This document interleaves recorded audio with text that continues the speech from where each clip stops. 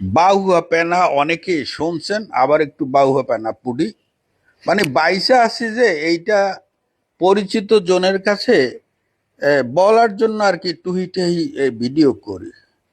এখন সাবেক বিখ্যাত সুধা সদনের লাগ ঘেঁষে দ্বীপের মধ্যে একটা রেস্টুরেন্ট আছে, সেখান থেকে বলছি। রেস্টুরেন্টের নাম নায়ুরি। চমৎকার।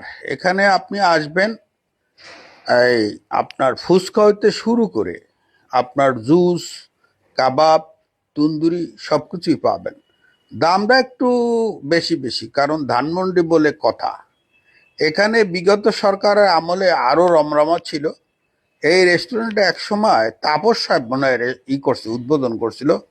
সাইনবোর্ডটা আছে ভাঙাচুরা অবস্থায়। মালিকানা ছিল এক ভদ্র মহিলার, এখন মনে হয় মালিকানা চেঞ্জ হয়েছে। যাকে সে কথায় যাচ্ছি না। এখানে আপনার এই সকাল থেকে সকালে সেই বড় বড় পায়ার পাবেন, নেহারু পাবেন।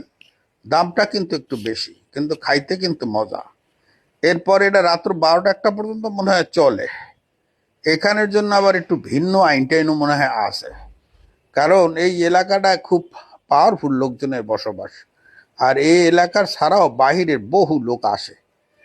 তো এখানে আসবেন, এনজয় করবেন, খাওয়া দাওয়া করবেন, লেক দেখবেন, গল্প গুজব করবেন।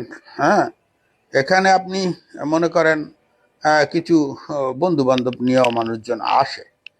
তারপর একটু লেকেও ঘুরবেন। আবার যদি কেউ নামাজি হয়, আশেপাশে ভালো মসজিদ আছে, সেখানে নামাজও পড়বেন।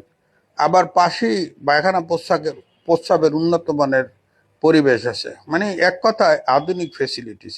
আসবেন, খাইবেন, বিল দেওয়ার সময় প্রয়োজনে আমাকে ডাকবেন। ভালো থাকবেন।